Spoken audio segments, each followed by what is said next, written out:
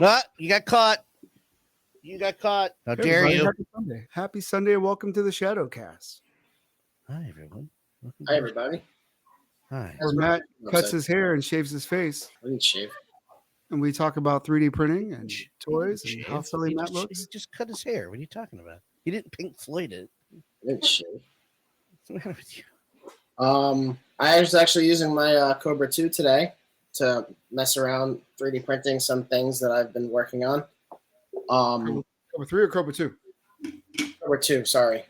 I haven't used the Cobra 2 in a long time, and I just wanted to really kind of test to make sure it was all calibrated and everything. So I printed out some smaller 1/18 scale things that I've been working on. In between that, I'm working on that van that I sent you pictures of. But when the logistics of the van start to really get on my nerves, I take a break and I work on something that isn't bigger than the print bed and it doesn't have to be split into parts. And yeah. You really don't think how difficult a van is to design until you get into intricacies of just. That's really what it is, because it's 18 inches long, which is bigger than the printer. Holy shit. 2, the chassis is a different color. The chassis, what do you want me to say? No, I didn't know if you were meant. You're fine. The exterior shell is different from the frame that it sits on. Like, it's a different color, like, typically.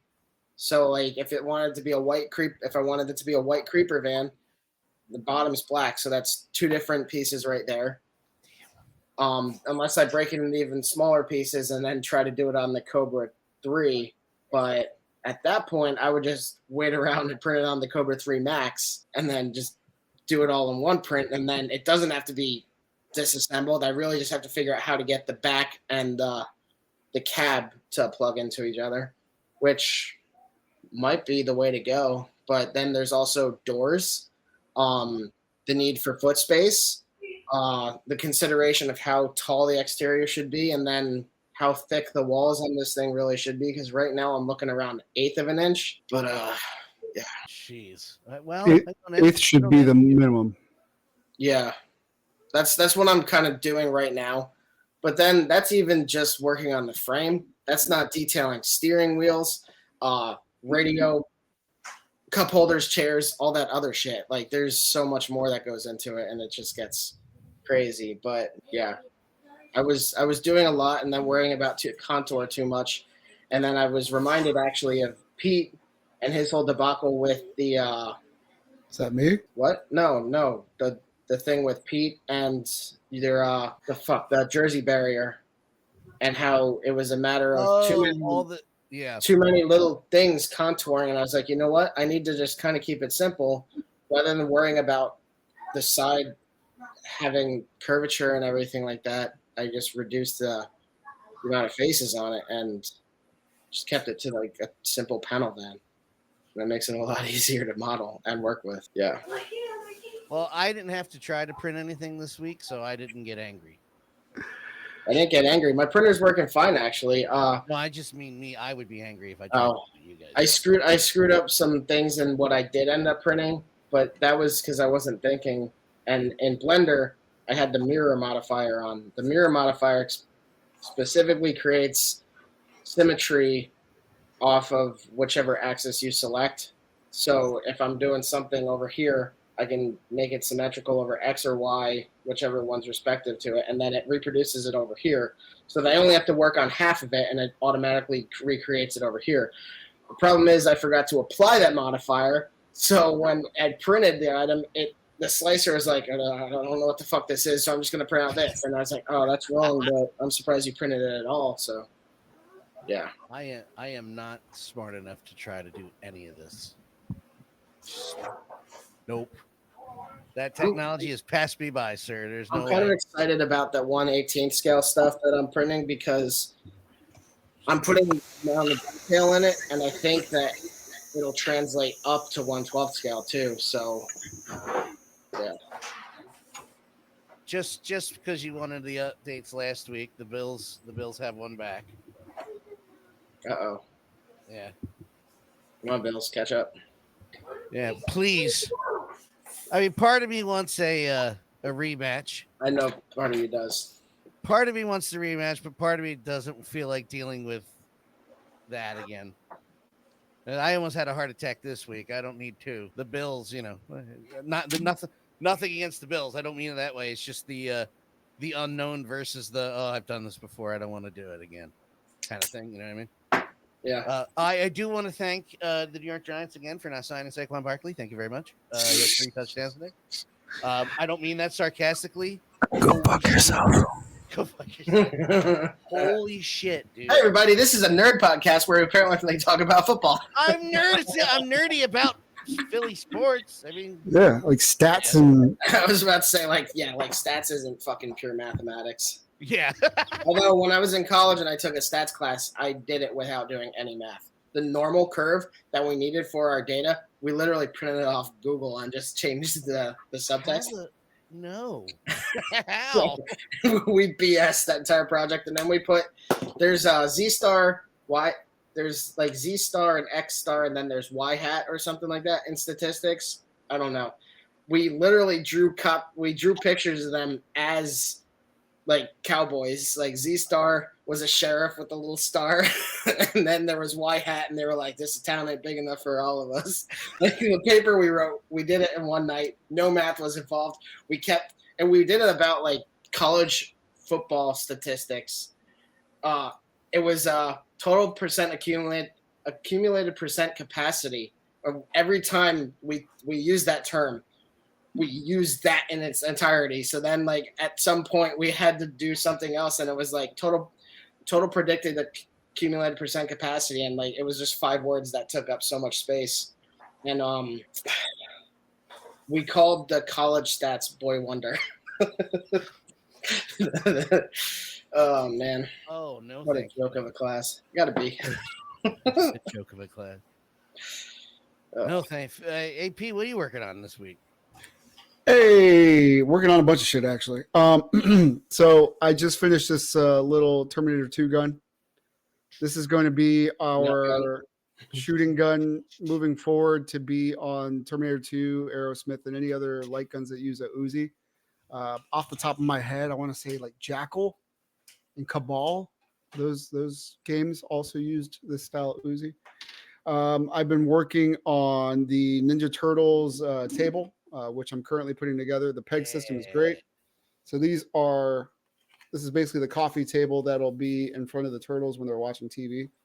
The pictures you posted that looked really good, especially with the NECA. Like I didn't say that to you, but I was like, once you sent that picture, I'm like, these are going to look really good with the NECA turtles. And I think I figured out a really good tolerance for these pegs. So now they press fit in, right? So awesome. That's always a plus. So you don't have to glue anything. It's good to go. This one I whipped up today, and I'll kind of show you as I do it. This is a old school TV. We used to sell one, but it was really difficult to print at the time. The lighting features weren't that great. I think I used like a balloon light on the back. This one will have the press fit light in, and I can show you how that works. You just push this little thing on, screw the cap on, right? And then that hole is just big enough to press fit this light in, which is awesome. Oh, nice. Right. So now it just pushes in. This is one of the older screens, so it doesn't quite fit. It needs to be a little bit higher, but the width is perfect. So that slides in to the top using this channel here. And then the cap is contoured to the top of the TV. So you could just push that in and it doesn't move around or wobble or anything like that. So that's how the new TV will look illuminated. Then, of course, you could add some color on the sides here on the panels. And it was modeled after the NECA Ninja Turtle TV. So I didn't quite copy their stuff 100%, but I did take some ideas from them with the cap. I mean, it's a generic TV. Like screw, turn off, put it back on. And then what I'm trying to do is basically I try to think about like how can I get the cleanest print? And then when you're done with everything, how can I make it so you can break it down easily and tuck it away without losing a bunch of stuff? So the light can technically stay in there as storage, right? and then cap on, and you could actually fit all your screens in here when you're done, and then this could stay like that. All right, and then bingo. So that's with the light off. And then lastly, so I talked about the gun, I talked about the table, I talked about the TV. I am working on, well, it started off as like a detail, but then it became a playset. It was just supposed to be a water tower with legs, but then I got a little crazy with it. I was like, well, what if you want figures to stand right next to it and blah, blah, blah. This is pretty huge, actually. It's going to be a 7x7 cylinder with a 2-inch roof up top. So that makes it a total of 9 inches high. That sits on a platform that's 12x12. So you have about 2.5 inches for the figures to walk around, which is a good amount. If you could sit them on the ledge and their feet dangle and still have a little bit of backspace. And then what I'm planning on doing is having the legs snap into the bottom, and then having a ladder that you could remove and place on top. So it'll be a full like diorama playset piece by the time this is done. I'm still in the midst of working on everything. But overall, this should sit roughly 15, 16, about 16, 17 inches high. So it's pretty tall. Yeah, I mean, that's going to be a tricky one because it's a set piece, like you said. Like, it's so big. Yeah. But I was thinking about, like, the average figures are what? Roughly 2.5 inches wide. If they're standing like shoulder to shoulder, they will be just barely to fit on that water tower platform. Right. If they're sitting, they take about 2 inches up, if I remember right. Yeah, about 2 inches. So you'll be able to have them stand and fight, or they'll be able to sit on the ledge. They'll be able to climb the ladder. They can hang from the edge, and if you take the picture just right, you can see their feet dangling. This will be pretty cool. But I was thinking, like, do people want this big ass diorama piece, or do they want something small and simple you could throw in the back? So that's kind of where I'm struggling at, because I think the Boundless Brooklyn ones were only 4x4, and they kind of just sat in the background. But I don't know if I want that. I think I want the full deal. Like, I want you to be able to put this in your background and use it as like a center piece to play with if you really wanted to. Yeah. And of course, we sell our graffiti pack, which you'll be able to slap stickers on there, make it look like it's been tagged and stuff. So I think this will be a real cool piece. Still in the early stages of it. Haven't started printing any prototypes yet. But yeah, I'm pretty happy with where this is going. The initial plan to cut down on plastic a little bit is to where the cylinder is sitting to make a gigantic hole, and then just put a recess like lip where the tower will kind of sit on.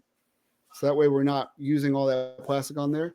The bottom bands that are going around are not going to be attached to that base. Maybe not. Again, to preserve plastic, because it's a giant piece.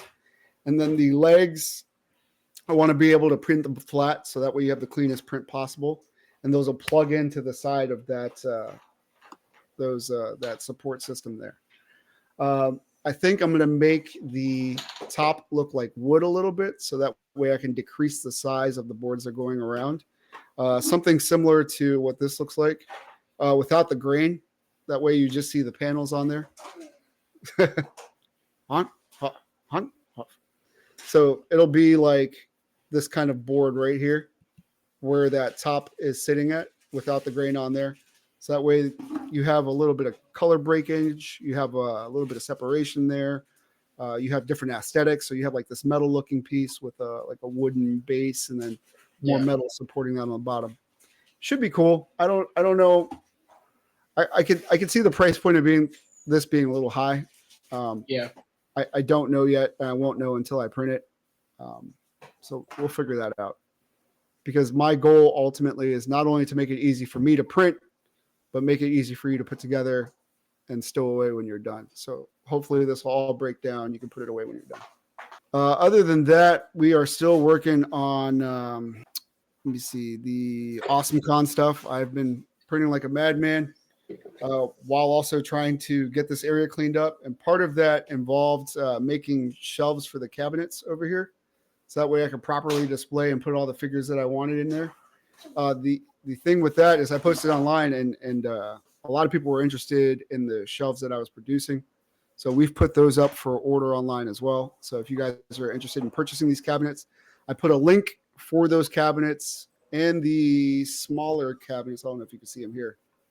The cabinets were that's the really thin acrylic one, right? Yeah, these are like, they're more like a wire frame outside with like a plastic exterior, thin enough to cover it. It's durable, but it's a little too wobbly on the base. But luckily, the way they designed the clips, you could press fit a shelf in there. So, I mean, it's a really affordable option. If you add our shelves to it, you're talking about maybe like a $80, $70 setup that you could display figures in versus, you know, dropping $150, $200 for a DTOF. So yeah, DTOFs are nice, but like, man, I have a glass one. It's not really a DTOF, but I have a glass display case. And apparently where I had the base and the top in my apartment out in the open, somehow it was the perfect passageway for air to go through and accumulate or something, and they got moldy as shit. I don't really understand how it happened, but they basically got ruined. So now I have these like 4-foot glass panes that I need to just trash when I move out. Wow. Yeah, it's really, well, that's a whole thing. I think there's some problems with the way that they did the flooring in my apartment. Yeah. Let's just say this. Laminate flooring shouldn't bubble. No, it should not. And, yeah, mine bubbled a little bit. It means there's moisture coming from somewhere. Yep. Yep. So I'm just going to do a really fucking good job cleaning my floor when I leave and being like, you guys fucked up everything else. Bye. I mean, the problem is, and this is a deviation, but like it was $100 security deposit, $500 administrative fee. So like, whatever. That's everywhere. That's everywhere. That's the standard for renting. They used to do security deposits so that you take care of things, and they were like, how do we just keep the money? Administrative fees. That's what we'll do. And if you move to other units, you pay an administrative fee. So like they just can keep making money on money because, you know, fuck the system. Fuck capitalism. But hey, buy our stuff. Oh man. Yeah. I'm pretty nervous just because I haven't really started putting anything together. And a lot of the lights that I've been purchasing from AliExpress have been coming non-waterproof. The last seller was saying that there was an option for waterproof, and there really wasn't. It was just the sizes there. And I even went back and looked, but the issue was now it's Chinese New Year and they've closed down for the next couple of weeks, so I can't access the store or show proof of that. But yeah. I got my refund. That's fine. I ordered some other lights. They're not waterproof, but they are a new LED strip, like almost like a diffuser in the middle versus singular lights. So I'm going to see how that works. The price of lights has gone up. So they used to be under $1 for the waterproof, and now they're about $1.30, $1.40, almost $1.50 in some cases, depending on the store, for the same lights that I was buying 6 months ago. I don't even think that's politically motivated, by the way. I think that's just part of material constraints. Yeah. Well, I mean, what would normally cost me $60, $70 to buy $50 in bulk or 50 lights in bulk is now costing me $80 to $90 to buy the same amount. So trying to find other options. Yeah. Trying to avoid the price going up. So we are shifting away from the waterproof to the regular ones. I don't think waterproof's necessary. Yeah. I mean, typically, in all honesty, these things are 3D printed. You shouldn't put water on them anyway. It's not a waterproof thing, and water will get stuck in the grooves of the layer lines. I mean, I know that the arcades and everything are clean as hell, but there's still seams and creases in these things. Water gets in there, they get moldy, they get this happens. Like if you ever go on a 3D printing thing where people are 3D printing stuff for their kitchen and shit, like there are always a lot of comments saying, yeah, this is a really bad idea because 3D printed stuff does not stay sanitary. It's not safe to eat off. Yeah. So So I use them for like drawer manipulation. So basically they like custom drawer outlays, right? So I have a couple that I have upstairs. I do not use that for food. oh yeah, no. I was more so commenting on the waterproof aspect of it, because I'm definitely gonna be printing like things for sorting drawers, because that's such a great. Like I'm probably gonna start doing that with my Cobra 3 actually. Yeah. Being that I have these 4 colors that I'm really not gonna use that much. Like especially matte blue drawer slide. No, I'm just kidding. Like, but no, seriously, I was thinking actually about a way to make some kind of stackable sorting thing. And I need to actually get back to exploring that, because I have so many stupid little just parts and pieces from all these other 3D printers that I put them in a shoebox for now, because I'm tired of the Ziploc bags floating around. And I'm like, this is getting fucking stupid. So I need to print like sorters and everything like that. And I'm like, I have the tools to do it, and I could get free files off Thingiverse. You guys beeping? Yeah, that was my laptop. Okay. I could get files out the Thingiverse, or I could fucking design them myself. So yeah, I mean, that's 3D printers are great for things outside of nerd stuff. Like there's a lot of applications to them, and it's they're so useful for just that type of shit.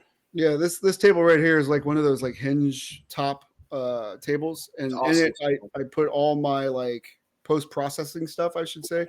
So like after the 3D printers printed the arcade, when I needed to do decals and double-sided tape and glue and all, like putting the buttons and drills and stuff, all that stuff is in this table right here. And when I first got it, it was just piled up with like tools and tape and glue and stuff like that. But I created some custom, I guess, drawer organizers, yeah. And now like there's a special place for the tape, and like when you open it up, it's like, oh, okay, I can find everything easily. Yeah, no, it's stuff like that's so good for going from just having clutter everywhere to very type A. Yeah. Man. So the other thing is this place is a mess, because there's like 2 things going on. There's figures that I haven't opened yet. And now that I'm trying. Well, it's like my fault, but their fault too. Let him finish it. Let him finish reason 1. So these display cases I'm trying to fill up with stuff, because I'm starting to overflow where I keep my figures at. So I want these turtles to be on display anyway, so it opens up more space to put the figures that I've gotten in to go in there. But the thing is, I'm working on one and I can't do the other until this one's done. All right. So my son is taking advantage of that and using that to play it. But I have to get it done because I need these shelves. God damn it. For AwesomeCon, right? So we need this. These 2 shelves are our display shelves that we use to show off all our merchandise. I got a third one, which holds the black and yellow bins perfectly. Yeah, I haven't showed you that, guys, but it's great. It's gonna be super easy. You just pull everything, and nothing's gonna be under the table. So we're trying to make it more organized than it was last year. Not that we had a lot of trouble, but trying to make I think the biggest issue for last year was just hauling stuff back and forth. And even that was easy, because it wasn't, honestly, it was really not that bad. Like I'm kind of excited for the con again. I won't lie. Yeah. It's fun. It's fun to talk to people and just like, cause like, they're all nerds. Everyone there is just there to nerd out about stuff, look at things and shit. It's a lot of fun to talk to all the people. Yeah.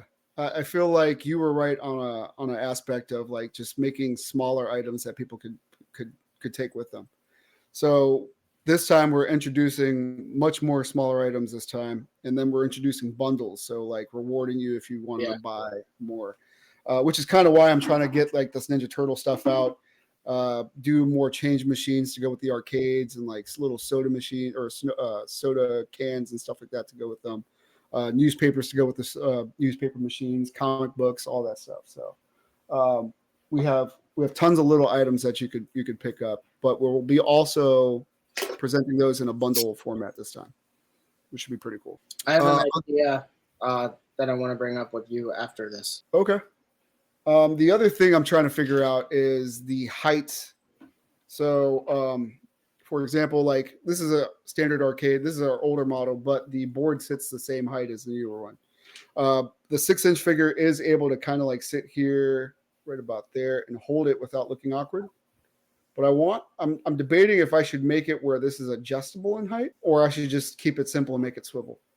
right? So I guess I have to do one first to figure it out to see how it looks. And that's usually the pain in the butt part, because to me, it feels like a waste of plastic if it's unsuccessful. And especially something like this is like a five-hour print.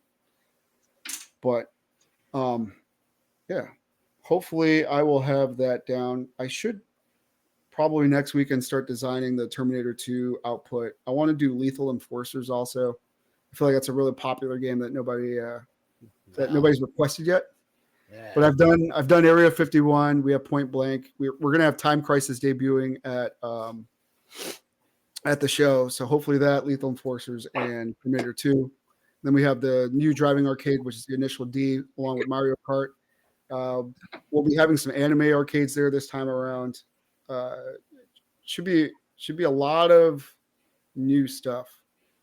And I don't feel bad about, I was worried about having all this extra stuff that we weren't going to be able to sell, but I think I've learned my lesson a little bit to focus on what's popular.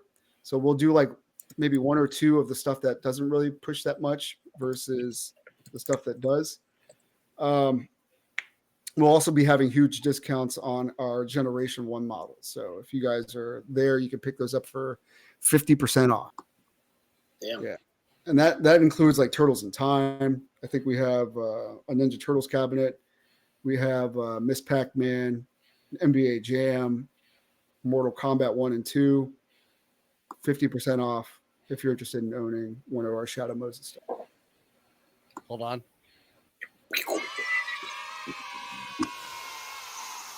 Grunt birthday. I love Grunt birthday party. Makes me so happy. Juice, the next entry in the, is this Fortnite stuff? What is this? What are you talking about?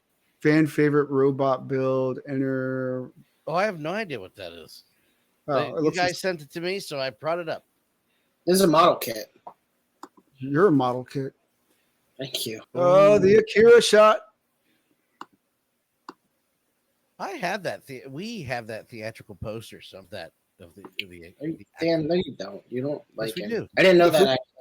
Actually, I had no idea. Actually, there's the anime poster, and the name of the movie is escaping me in the living room. I think it's actually behind it because Kelly wanted to show the other one off for now.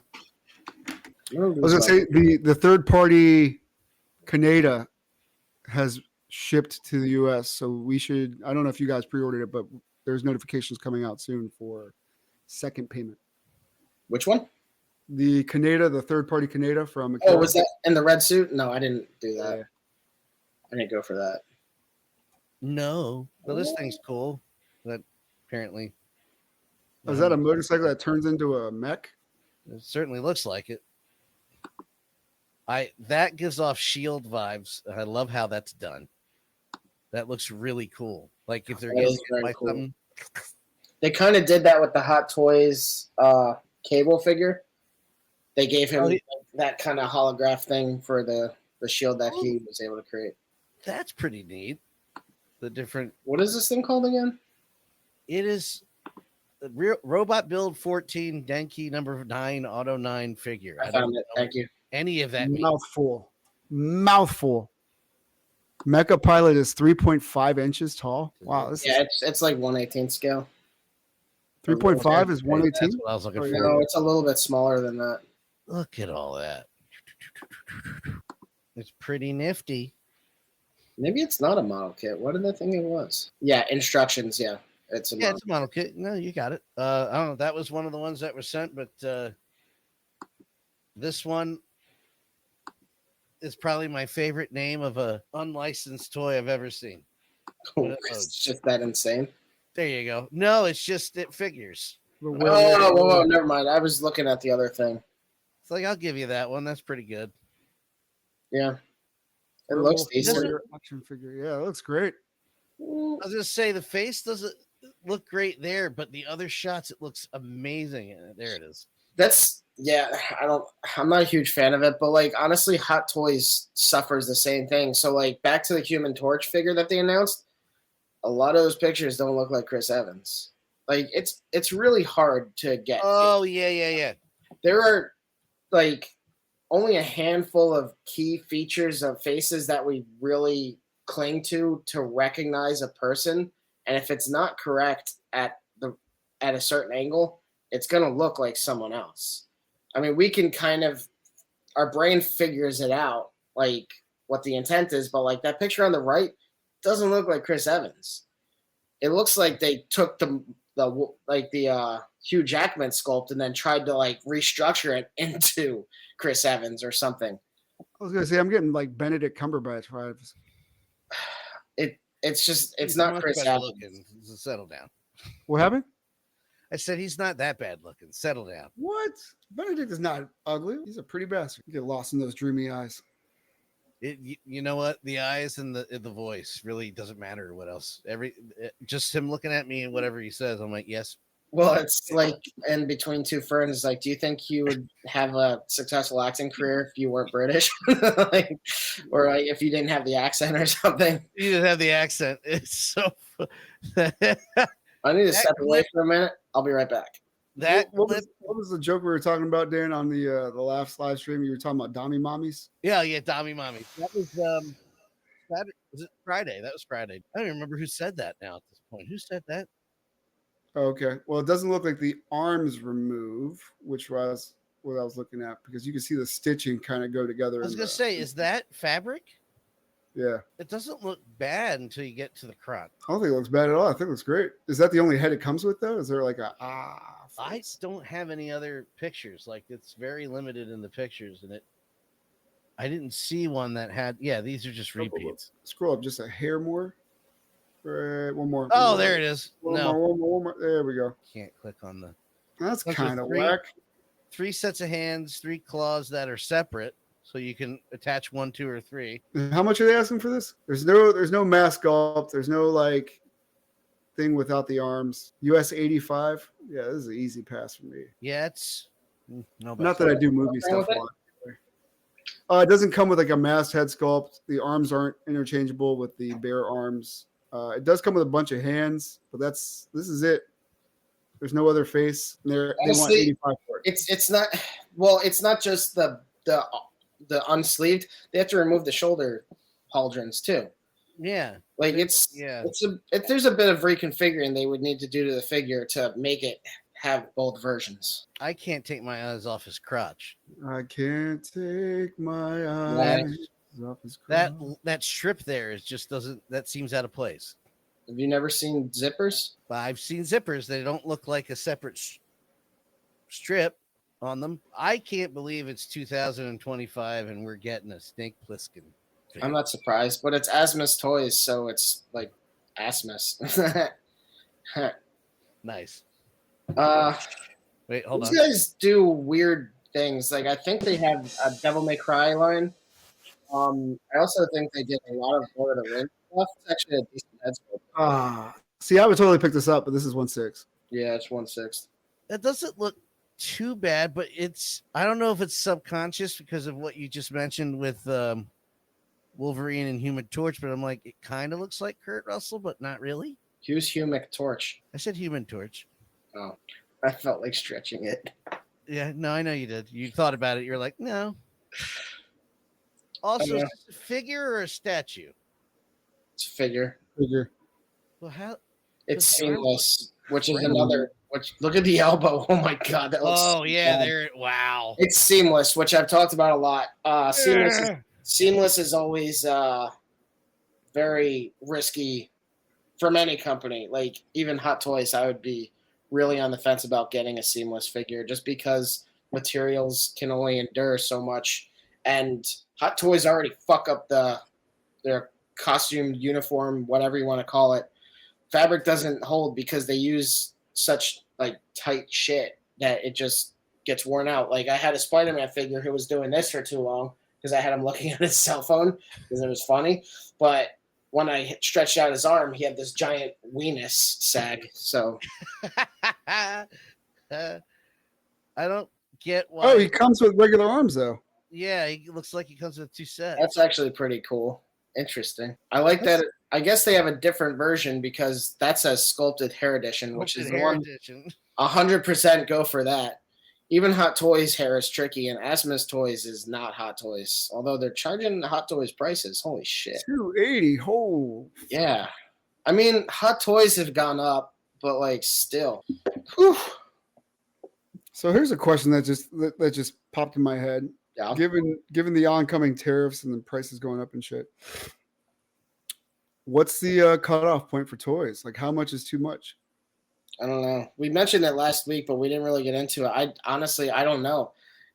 I'm concerned also because like I have way too much stuff pre-ordered on AmiAmi. Dude, I just shipped $400 of stuff on AmiAmi. Like I pre-order way too much shit on there. Yeah. And like it's Mafex and it's other stuff, but like, man, my pre-ordering's gotten out of control. And then I have all this Warhammer stuff that's coming in, and it's my World Eaters. I think it's the World Eaters. It's either those or Thousand Suns. Either way, it's Heretics, and I'm very excited for it. But holy shit, my wallet's gonna be like, what the fuck are you doing? It's a case by case basis, really. Like it can't how be. much. It can't be though. The problem is you have to order this. Okay, it can be. I guess I'll let you finish talking.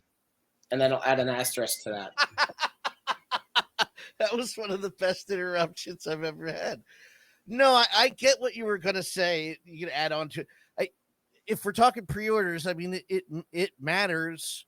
Like for me who is very picky and doesn't collect that much out of certain subjects, it's got to be something I really, really like. And depending on what it is, what the scale is, what it comes with, where I'm going to cut off that price, because the way things have been going, those Ectos might be the last toys I buy for a while. Right. I don't know what's going to happen. I'm laughing it off because if I don't laugh, I'll cry.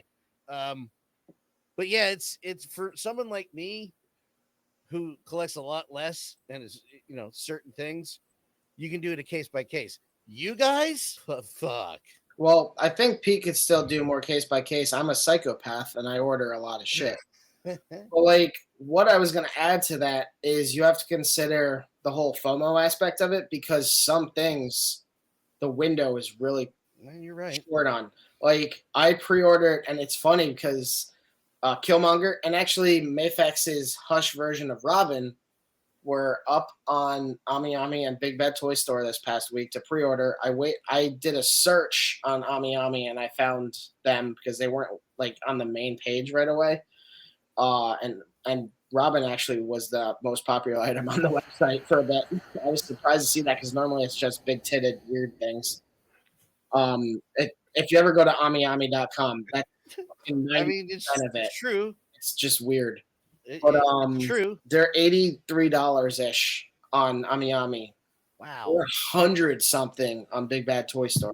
And yeah, it's because they're imports and whatever, and you are paying more on shipping. But like, I'll save $30 on the figure itself and then pay $15 on ship and save $15 overall. Like, it's just, to me, it's worth it. There are some things where I look and it's still not as common, but there are some things on AmiAmi that you look at the cost and then you look at Big Bad Toy Store, like the Devil Toys Point Break figures, the red and blue guys. They're the same price on AmiAmi as they're on Big Bad Toy Store. So despite the fact that they're imports, you might as well get them on Big Bad Toy Store and then pay flat rate shipping. But yeah, the FOMO aspect is really tricky because like for AmiAmi, Mafex sometimes sells out really fast. And if you don't get in that window, then you have to pay $30 more on a domestic site. And then there's shit like Mezco, which you get it or you don't. And then you see people like trying to sell it on Facebook and then getting yelled at because they look at eBay as a reference and they're like, well, this is what is on eBay. And they don't necessarily understand that eBay inflates because eBay ravages you with fees. Yeah. Like I just sold some things on eBay and I had ordered 2 vamps when they first came out because see previous comment about being a psychopath. But like I was just reorganizing stuff in my apartment. I'm like, why? I don't need this. So I sold it on eBay and like I sold it for eBay price, and there was like a $50 or something fee on it. I'm like, well, this is dumb. Wow. Robin looks good though, but it's probably gonna be too tall for you, Pete. Because this is a Tim Drake one, right? Maybe. I guess, yeah. I'm okay with that. Yeah. No, it looks good. Mafex is pretty much an instant buy. Although Scarecrow's on Ami in stock, and I'm like, I don't really know if I like the hush appearance of Scarecrow. So my goal is to pick up every Hush character. I'm assuming they're going to do a Wonder Woman. They're going to do a Flash. I'm going to buy those. Reissue Superman. Reissue Superman. Reissue Superman. Reissue Superman. The Death of Superman line. I know they're Bills. Nice. The Death of Superman line. I love the Storm Collectibles Dark Side that I got from you, actually. Well, no, I ordered it. I think I got the box from you. Yeah. Cannot wait till they put out, like, Mafex doesn't really deviate from normal figures, which bums me out a little bit. I would love to see them do Doomsday. Doomsday. I said Dark Side before. Sorry. Doomsday would be so awesome. They did the prototype last year, so we should be seeing the. Did they? I don't remember that. I'll pull it up. I got you. Thanks, Boo.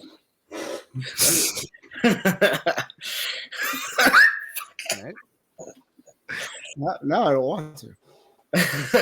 What are you? This randomly reminded me that Timothée Chalamet said that he'd be open to doing Nightwing in like a version similar to the Christian Bale Batman universe, which bums me out a little bit because I like to. Whoa, we were in the infinite. Very first appearance, Doomsday. I guess I like the more rugged, like been thrown into asteroids and suns a little bit more. Doomsday. Yeah. I like the one who's been through some shit. Yeah, I mean, if the final of that ends up looking like that, then I'll just stick with my the one that I got. I'm fine. Even though he's like twice as big as he should be, but that's fine. I'm okay with that. This Mafex looks amazing, but again, I don't get movie. The only reason I got the Chadwick Boseman Mezco was, to me, Chadwick looks like T'Challa from the comics. I'm good with that. Well, also, he's dead, so kind of a memorial kind of thing, tribute. Oh man, he was best, man. Just a short time he was on screen. It's too bad. It really is too bad. Dude, he stole Civil War. I still remember he goes, "What are you doing, man? Kneel." No, we don't do that here. Stop it. I can't do the accent, but yeah, fucking with what's his name? So that looks amazing, by the way. Yeah, it looks all right. It's not his face. I mean, his face looks really good. It looks okay. It doesn't look terrible. Oh, it's not quite Michael B. Jordan. Mafex isn't pinpoint with their face sculpts. They're okay. They're decent enough to get a pass, but like they're not. It's one of the aspects of their figures that isn't always great. Although typically, I will say I think they look better in person. Yeah, definitely. Like for movie likeness, they're not perfect, but like when you're just going off comic, they're usually pretty solid, I think. What was that commercial a year or two ago that every time it came on, my wife would be like, "Stop talking." It was Michael B. Jordan for Amazon or something, and he was like the living embodiment of Alexa or something. And at one point, he's preparing the bath for the wife of the commercial, and I just like, he's not even that good looking. Shut up. Shut up. I never saw Without Remorse on Amazon Prime. He did a movie. That was around the same time, I bet. Yeah. I don't know if you guys were watching the beginning of the Bills and Kansas City Chiefs game, but they showed a trailer for Sinners. For what? Sinners. It's a vampire movie that takes place in I want to say the 1940s, and I'm just guessing here. And Michael B. Jordan's the lead. It's a star-studded all-black African-American cast. It looks fantastic. Okay. They get a knock on the door while they're having a party, and it's like this three-piece of Hold on. Are you gonna show it? Okay. Yes. All right. Hold on. Let's see what this is about. No, it looks great. And it's directed by Ryan Coogler, I believe. Okay. Sinners. Wow. That Doomsday looks awesome. Yeah, that's the Sideshow premium format. Like that's more so what I would, the kind of look I would like from the figure. I also sent a link to the Prime One Studios one, which I have. I really wanted this one too because he comes with like all the little things, like the Green Lantern ring is like in his finger, like there's overgrowth on it. That's Wonder Woman's sword. There's a batarang sticking out of his side. Aquaman's trident is like stuck in the ground behind him. Is it placed in the 40s or something? This isn't the one I saw, but yeah. Oh shit! Look at the car in the background. Yeah, that's what I was looking at. Yeah, I've been all over this world. Oh yeah, he's a gangster. I seen men die in ways I ain't even know was possible. I haven't seen this yet. Hey, bro, be careful. I think I heard about it. With all the things that I've seen. I forgot about that. I ain't ever seen no demons, no ghosts. It's Harry No Steinfeld? magic. I couldn't tell. Till now. Get back inside. Oh shit! Oh shit! Let me in, man. Some weird shit going on out here. Dancing with the devil.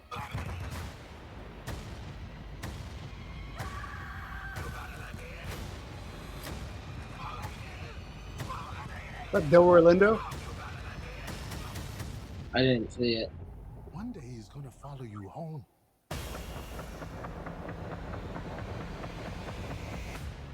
Yo, this movie looks crazy. See if you can find the other trailer, the one they just Yeah, dropped. I'm looking. Yeah, Holy shit! I'm already invested, brother. I'm in. I'm interested. Oh, I bet you it's this one. Hold on. Whoa! Starts off. Yep, that's it. Hey there. We heard tale of a party. You did? You wouldn't mind us coming in now, would you? Oh. We're hungry as dogs. Woof woof. Uh-oh. You fellers must be the owners of this establishment. That's right. And you are? We just came here to play. Here, I'll show you. I picked poor Robin clean. Picked poor Robin clean. I picked his head, I picked his feet. I would have picked his body, but it wasn't fit to eat. Let's go now. It is Haley Steinfeld, I don't trust that motherfucker. No, well, vampires have to be welcomed in. Oh yeah, shit. Whoa! We gonna kill every last one of you. Oh man, New trailer Iron Man. coming soon. that looks. That was a trailer for a trailer. I hate that we live in I that hate era. that, but But, okay, like, wow. I'm in. That was that looks. But Yeah. yes, Pete, I've That seen looks good. the trailer for Sinners. Yeah. Anyway, back to So at release, this was like half that price. And then just go to the other link I sent because this is the other Doomsday appearance that I also like. oh yeah. Just click one of the other pictures. Oh, I was just gonna let the picture the thing play. Yeah, we don't have to go into that much. They're gonna make it really slow. God. Move. Oh, and it opened another tab. Or can you see it? Okay, there you go. Yeah, we can see it. I like that. The cape. This guy weighs. I This guy weighs 100 pounds. He's a big boy. what? Yeah, dude. He's the size of Pete's child. Which one? Grayson or Brooklyn? Grayson. Oh, Jesus. It's like 3 feet tall. I will never. I've gone on record. I don't hate Superman. He's just not my favorite. Like I don't go out of my way to check out Superman or I get that people say Superman's overpowered and everything, but like he's still just one guy. No, it's not about that. I don't know. It just wasn't I was Batman. I was Team Batman 100%. And I also was raised on like already the Dark Knight Returns existing. So Okay. I was of this mind that he could beat the shit out of Superman. Fuck Superman. Who cares? But I remember vividly going to the comic book shop that week. I remember that comic, yeah. And that cover, that big giant poster on the front door where even I walk up to the shotgun and I stop just stopping before you walk through the threshold, like, oh no, what's going on here? Yeah. Superman can't die. One of those things where he'd show up in Batman comics and you were like, he's still around, it's okay, the world's fine. And then if he's dead, like, uh-oh. Yeah, like the previous statue had more of the death of Superman going on. Like this one does, but like the other one has an alternate head sculpt where it still has part of that containment suit on his face. Oh, wow. That's cool. So, yeah, that one is much more like this one's obviously Superman's cape's on that pole back there, but the other one is a little bit, the other one's a little bit more just like he killed the whole Justice League, but yeah. I want to find, I never ended up buying it. This looks like the Getting two it as heads a that I kid. bought off. There are two heads, yeah. The one has the one has the, I don't remember if he does have the things going over his eyes. I was trying to get But to yeah, that. he has that little tuft of hair, and then the other one has that head sculpt with the two horns. I love the head sculpt with the two horns. I actually have it right over That's here. so What was cool was like I got the Injustice version, and to me, like that looks like the Doomsday I want, except for one thing. He had a fucking braided ponytail. So I took an X-Acto knife and I cut it off and I put some sculpt on his head and basically made this hairstyle on him. I think I got a video of it. Let me see if I can share it. So this is how big his head is, because Oh my God! I'm really bad at putting stuff away. This is his head, one of the heads. Still can't believe that I didn't put it in the box when I put the rest of the guy away. But yeah, this is his head. Well, you know what they say, nothing like a little head. So I keep this up and in a box until Doomsday sees the light of day again. Oh, yeah, there it is. That. I just remember walking up and seeing that. Yeah. Going, uh-oh. Oh, shit. Bills are still ahead. This is the one I got. So I sculpted the hair on there, cut off his ponytail. But yeah, this was worth the snag for me. This looks great now. Storm Collectibles it's a really good figure. I like their line too, even though they have a lot of inconsistencies going on with the scale. Well, I think they did that shit on purpose, man, because now they're coming up with the Storm Arena line, which is supposed to be back to 112. And I'm thinking about picking up that Baki figure just because he's $25. I don't even watch Bakiana, but I'm interested to see how that looks, how that plays. Because somebody was mentioning that if they start doing the Street Fighter line, which I think they did announce already, if they start doing the Street Fighter line under that 112 banner, then Jada Toys might be in trouble. Wait. Say again. So Storm has a license for Street Fighter, and so does Jada Toys. Jada Toys has been crushing it with their Street Fighter 2 line lately, but Storm Collectibles has kind of been scaling over to the 1/10th side. And lately they just announced that they're doing an arena, which is a 1/12th of like a walk back to the 1/12 scale. And they've already announced, like, I think Ryu and Ken from like the Alpha 2 era of Street Fighter. And I can't remember whose video I was watching, but they said something along the lines like, if these figures are anywhere near as good as their other Storm line, then Jada Toys has some direct competition at the $25 price point. Yeah, because Jada is what, $20? Yeah, they're about 22, 23. Yeah, to save a few bucks. I mean, Jada's not bad, but they definitely have more of a toy feel from what I've seen. I don't think I have Chester Cheeto. That's it.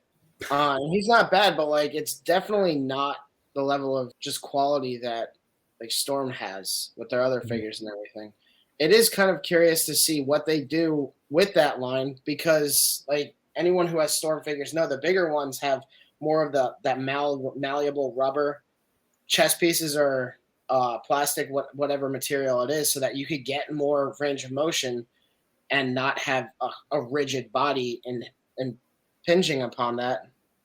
But if they do that same kind of thing with the smaller line, then yeah, it's going to be weird, especially when you have like Zangief or Blanca that have that larger torso, and then just getting that extra bit of motion in there really does help sell sometimes. And then Storm just having probably better joints and smoother articulation. Because Chester Cheeto is cool, but like it really bothers me when figures when you're articulating a joint and it like locks into specific positions rather than just having a smooth and solid hinge. It like NECA, I can't think of even the PlayStation shapes line. I notice it's really bad with feet, and I'm always afraid to really mess around with feet on figures because if you make that joint too loose, your thing's not standing up. But like, it bugs me when it's either this or this, and there's no in between. Do you want to know? You want to know my fix for loose joints? Heat it up. No. What? Nail polish. Clear nail polish. Oh, for loose joints. Sorry, I misunderstood. Oh, yeah. Yeah. I remember that someone said back in the day, like crazy glue. I think nail polish does make more sense. Yeah, crazy glue. I'm always worried that I'm going to accidentally lock up the joint and it's irreparable at that point. Like, or you would have to fucking drill it out and get a new peg and all that shit. Yeah. But nail polish, it takes away a lot of that worry. So it builds it up without locking it, which is fantastic. Yeah. I did it for the Thor recently. That's how. Do you have to, I don't know, do you have to watch how that interacts with any of the paints or plastics or anything? So mainly I've been using on the joints, for example, the earthworm gym that I just got. Mm-hmm. When I dremeled it out, the hole was a little too big to catch the peg moving forward. So I put nail polish in there. And then the joints on the feet were really loose. So I tried to hit the ball joint just right where that was on both sides. And just Oh, yeah. Okay. I get what you're saying now. Because it comes with a brush. It's so freaking easy. You just Yeah. Clear nail polish from the dollar store. I just bought some acrylic paints for the stuff that I was 3D printing. Although I have to do another batch because there's some with 3D printing, you have to think about the way that everything's oriented some. Yeah. And I did not really think about that. But also I was doing just test printing, making sure like Cobra 2 is still working up to snuff, and it is. But yeah. What'd you have next for us, Dan Law? Wow. What? I keep clicking on this screen to interact with the website of the Pete, I would not advise picking this up. What's that? It's gonna be huge. It's a You one. know what I was thinking about doing actually? What's that? Since I've been messing with Blender a little bit more, I was thinking about making the McFarlane clay face, but design a face like the animated series. Because I don't know why, but this specific clay face is what's in my head when I think of Clayface. That's going to be very hard to do. But if you're learning more Blender, then go for it. Yeah. I think I'm going to try to take a stab at it. I don't know when, because I'm very busy at the point. But soon, definitely. It's been in the back of my head for a while. That McFarlane that one's super cool, but I can't stand the face. Don't get me wrong. I know that's like comic accurate. That's how he looks. Blah, blah, blah. Well, isn't it? Go to the box for the McFarlane, please. Or is there a picture of the back of it? Okay. So second row, third picture. Or second For picture. some reason, I was thinking it was... No, I guess it's not him from Arkham. Arkham. Yeah, there's something off about it from Arkham. I was going to bring that up. Well, on the box, it says DC Rebirth, so... Okay. Also, fun fact, in DC Rebirth, Clayface starts out as a hero. Yeah. He's part of Batman's team in the start of Rebirth because Batman looks at him basically as a victim of circumstance and gives him another chance. And during Night of the Monster Men, yeah, very different. You're right. That is so much a Gears of War model, though. Like that's basically a berserker.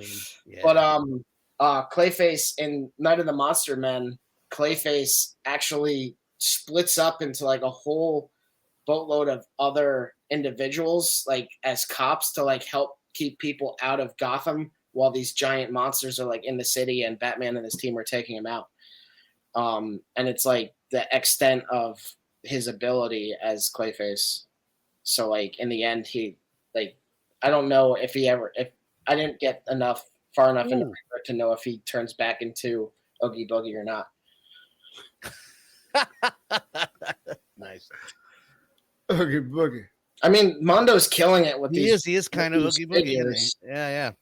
Mondo's killing it with their 1/6 line, but like it bummed me out when I bought their Doomslayer because his motion was so limited, and yeah. Wow, that's cool. That is cool. Also, I can't wait till we get to Doom, the Dark Ages. One of my top 5 episodes of that series is the original Clayface episode. I vaguely remember it. It's a really good one. It was very it just holds up. It's not too dark because it really is for kids, but it's dark enough to where when you're 40, you're like, man, it's really good. Good show.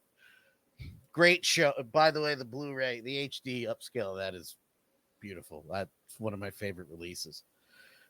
I feel like this head is hard to fuck up. That's why, except for the teeth. Like I don't. Have mean, but you're just talking about like a blob of shit with like a little bit of detail, you know. I love that I love that there's like different sculpts for his hand. That's like the fourth one I've seen in this whole the pictures. It might be easier to make this without sculpting. What do you mean? Gosh dang it! If you use a subsurface multiplier mod on it, it might be easier because then you're just working with the mesh. Sculpting in Blender is not great. You need a lot of vertices to really sculpt in Blender. That's the first box I would probably keep. That's really cool box. I keep boxes. Yeah, I know I should, and I don't. I didn't even. So I subdivided this 7 times to sculpt on it. So yeah, but the decimator add-on works really well. Yeah, I mean, after you're done sculpting, decimator definitely helps. Yeah, because I mean that's what I kind of did myself to the van.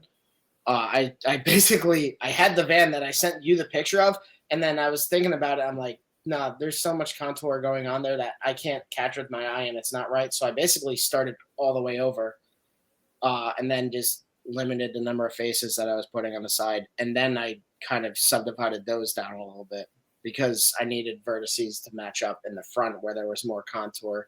And to avoid having end guns, which would fuck up because Slicer's like, I only like triangles. So, yeah. But yeah, Mondo's killing with this line. It's just, I don't know.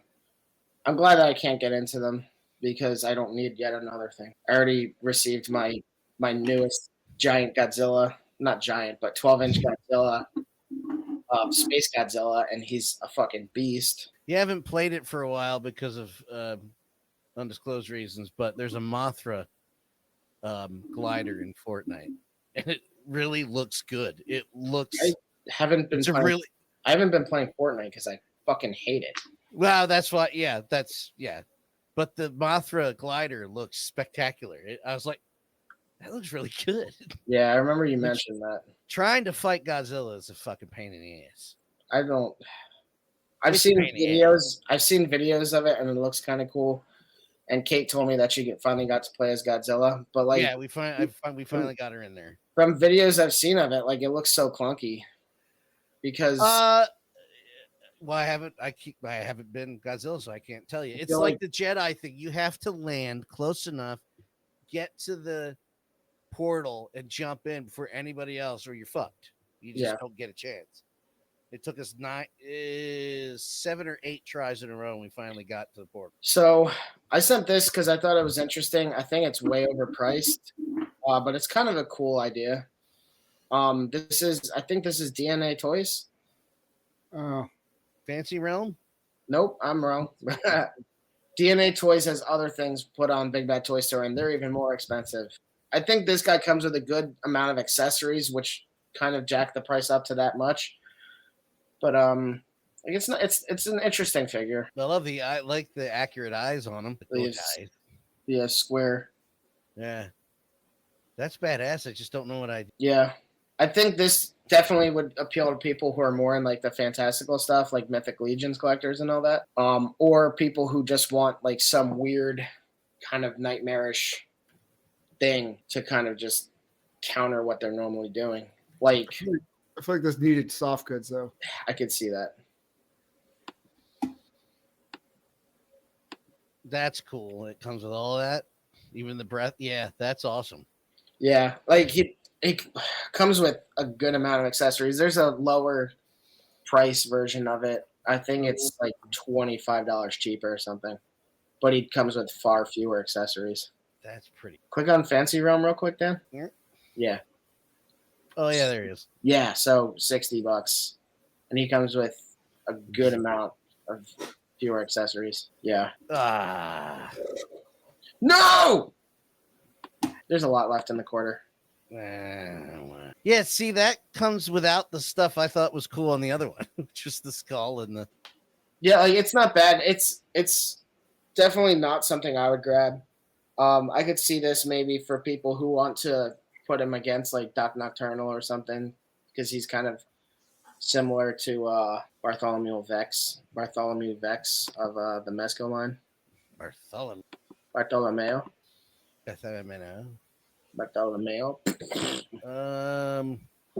Wait for Pete to come back. No, this is Krauser. Well, it's intended to be like a Krauser stand-in from Resident Evil 4. So it's kind of weird, but Resident Evil 4 introduced this guy who trained Leon when he was getting into the position of like the Secret Service or like the president's bodyguard or whatever his role is. And this was a military guy who like helped train him up and everything like that. But like it's all told in kind of flashback because he's not in any other Resident Evil game. He's just kind of there and was part of the plot to capture the president's daughter. And then he's in the first release of the game, he's a QuickTime event boss, which was still a new concept at the time. So like it was not another, you weren't bitching about it, but like then eventually QTEs became the bane of video gaming existence. But yeah, like it looks like a decent figure for non-mutant Krauser. What is this, Patriot Studio? Yeah. Yeah. Not bad. There you go. Double jointed knee, double jointed arm.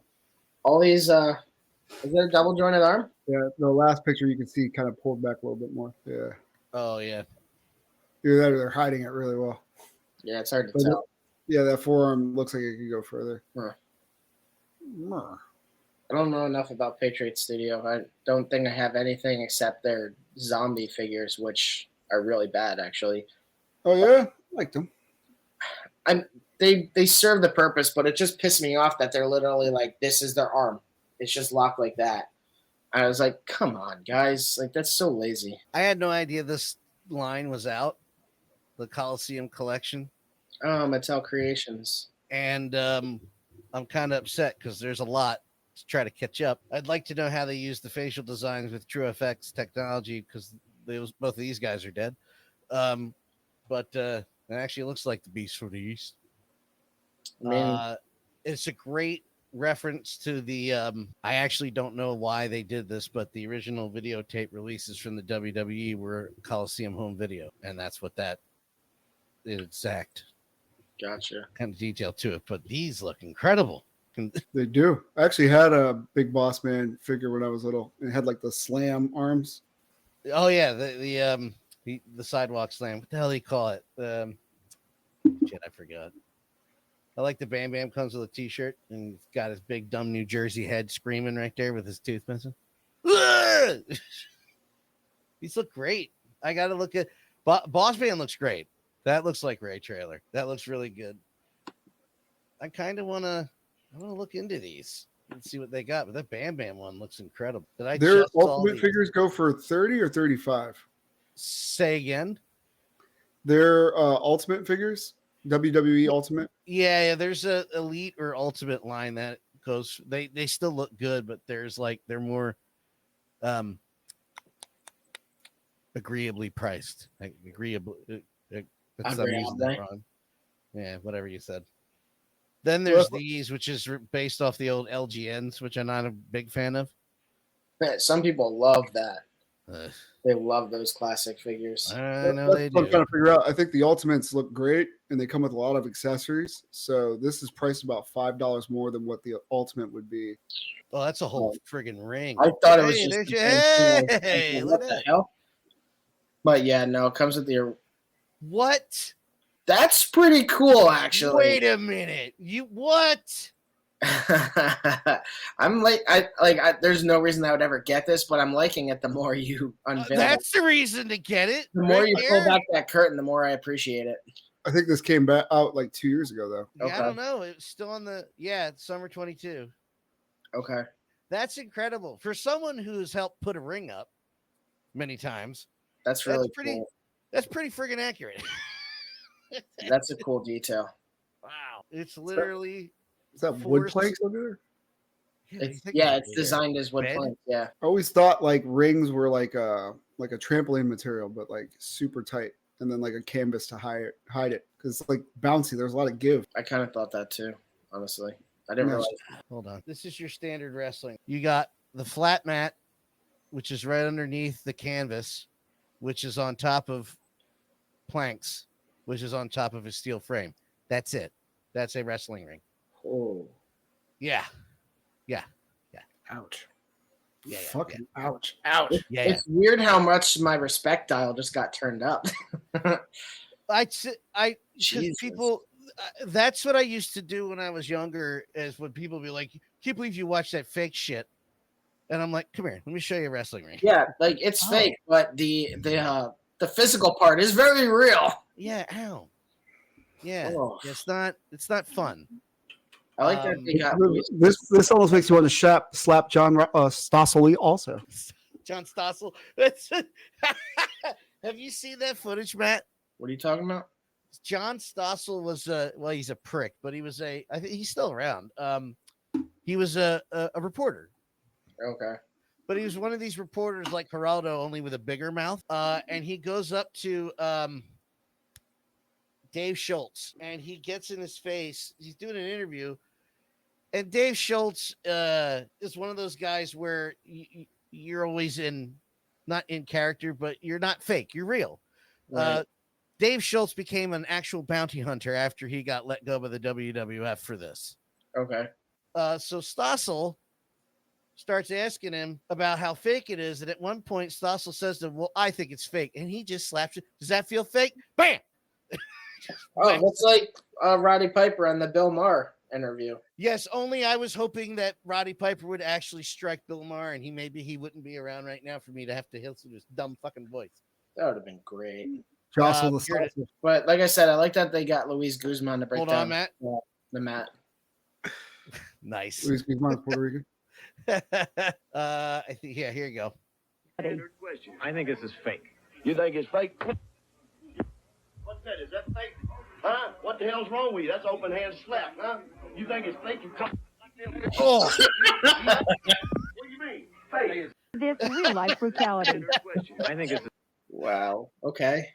Oh, I think he meant his hair color was fake. oh yeah. I just like he didn't hit him Calm once. down, Eminem. Calm down, Slim Shady. He hits that mother effer twice as hard Yeah, as he he can. does.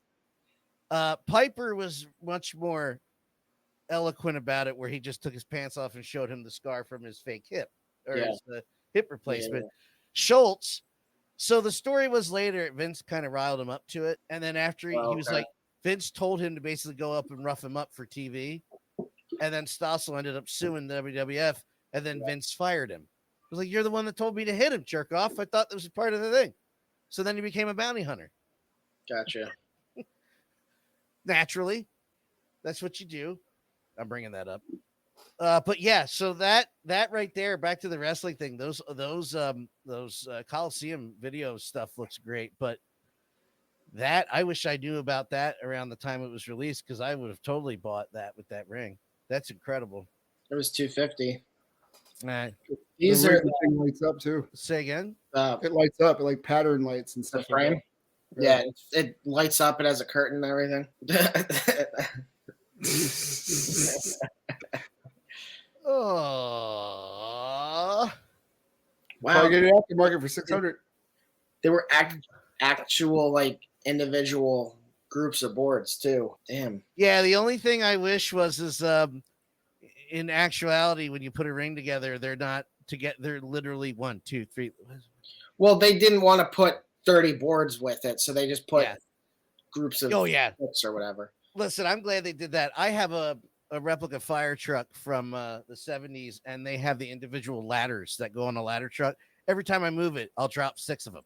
Motherfucking. I don't really buy a lot of Mattel stuff, but like some of the Mattel creation stuff is cool. It seems like the only place you can really get the Halo stuff anymore.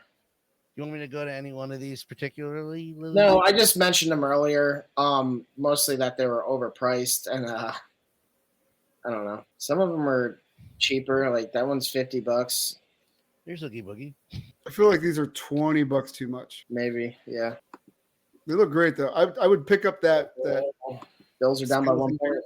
Maybe the drinker. They still have a chance to get a 2-point conversion and knock that up. So Yeah, I don't know if they'll risk that. no, probably not. The drinker. There was a great play earlier that the I used to do this in Madden all the time where I'd do a fake punt. But the who the fuck did we play now? Oh, the Commanders actually did a fake punt and pulled it off. I was like, you know what? That was good. So like, good job. That's the problem with like the drinker looks good as like an army builder, but it's $50 and literally all it comes with is 2 other head sculpts and then 2 other pairs of hands. Like it's not $50. Like it looks decent, but yeah, I have no interest in these for that much. Mm-mm. Yeah. Also, look at the hip joint. It's like the ball. There's a figure that from what I understand, I think this is done by like one of the old Toy Biz designers, and to me that explains a lot. Not that it's a bad thing.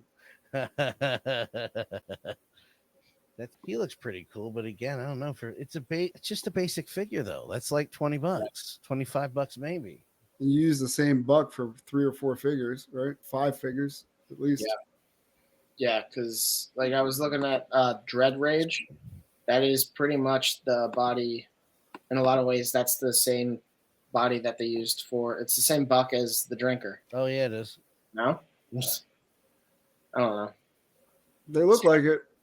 I'm not gonna say that this isn't gonna get funded, but my money is that it's not, and it's just mainly I'm saying that because I'm not interested in this line because of the price point. But we'll see. It's weird that Big Bad Toy Store doesn't include a link to the actual crowdfund, and I guess it makes sense that they don't, but I don't know. Well, they are charging more. Yeah, well, I don't know. Big Bad Toy Store does take liberties with some prices. Like if stuff comes back in stock, like Mezco will sometimes come back in stock, and you're like, this is $50 more than it was at release, guys. It's a little weird. I don't know. What else we got, Dan Law? What? That's it. That's a lie. Patriot Wars or Armor Wars is in there. Doom, the Dark Ages is in the chat. No, I think that's it. You're lying, bitch. Well, you're gonna have to wait a second. Well, Doom. I only went Dark up to Ages comes out May this year on the 15th of some month. It starts with an M. Well, March or May. Yeah, that's what I said. Yeah, well, pick one. I don't remember. Well, figure it out. You figure it out. Yeah. I'm really excited. They just put out some gameplay videos and it looks baller. We could also talk about the Resident Evil reboot. Oh yeah, I did want to talk about that. Zach Kreger, which is interesting that they're doing that, and I'm glad. I haven't watched Barbarian because I don't watch horror movies. I will very much watch Zach Kreger do a Resident Evil movie. I think it's smart to redo them after Welcome to Raccoon City failed because they deviated in so many ways, and put all of the main characters from Resident Evil in it, and then Capcom said, "Oh hey, none of them can die." So that really creates any like real threat to them. What are we talking about now? We're talking about a remake of You're talking about my Resident Evil. You're talking about my pants tent? Remake of Resident Evil. I'm sorry I can't be as instant with footage as your brain. This game looks so good. I can't wait. What is the Resident Evil remake of? The movie or the game? They're making a movie. Oh. They're doing a movie reboot, basically. Zach Kreger actually plays games, so that's a plus. Like I said, I haven't watched Barbarian because I don't really watch horror movies, but knowing that he understands like how to write, he actually plays video games and just kind of understands more about like, I feel like he's more capable of doing it, especially because they never get someone who is familiar with games to be involved with them. Like, it's funny because like Ella Purnell played Fallout, I guess, when they were filming the show, but like she's never played the game or anything like that. And like she did a great job of playing that character. but like they always get somebody who knows nothing about video games to do these things for video games, and it ends up hurting the product in the end. So like, glad they're making that change in this case. I remember watching the first Resident Evil movie and then not watching any of the other ones. And I was like, I was in on it with Mila Jovovich, but then I was quickly lost interest.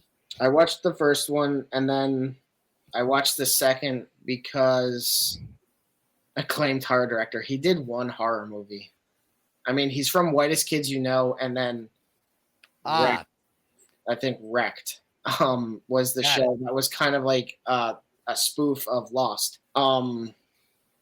But I mean, Barbarian was. Oh, I know who this guy is. Yeah. Whitest Kids You Know. Yeah. I didn't make the connection to. I did not make the connection until you said it, and I was like, "Oh, he's Abraham Lincoln." Yeah. Yes.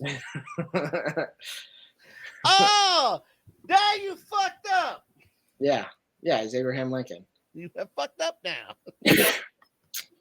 I was gonna say I saw like the first half hour of Barbarian, and I know it was trying to build up the storyline, but I got bored, so I didn't finish it.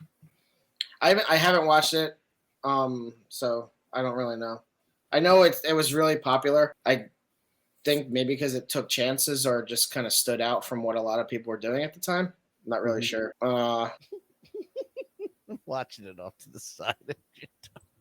But yeah, I'm interested in seeing what he does, like how closely he'll stick to like game plots or lore. I'm guessing it's going to be in the mansion. If it's going to be a reboot, I'm hoping it goes back to the mansion because that'll also help with the idea of like a contained story. And then from there, if it like is successful and grows to have another, like grows to have a sequel, then we could see more Outbreak stuff with Resident Evil 2. Curious to see who they'll cast and then what cameo Justin Long will inevitably have in it. That's episode 1 of The Whitest Kids You Know. Yeah. Oh my God. Yeah, that's one of the first sketches that they do. Dude, that's just like Chappelle's show starting off episode 1 with blind white supremacists. We're just diving in head first. We're just going for it. That's crazy. I did not know that. There's another popular Whitest Kids You Know bit that's circling around again. It's not George Lucas, is it? No, it's about something that it's felonious to say. But we don't need to get into that. But yeah, curious to see where this goes. Interested in seeing casting and everything like that. And then more about how he'll do the plot. I always think one of the things that I saw recently that kind of knocks the Resident Evil games is like you always fight a boss. Like half the time you fight an enemy who's like starts out as human and then they inject themselves with something and turn into this like giant fucking weird monster thing. And you're like, what was the plan after that?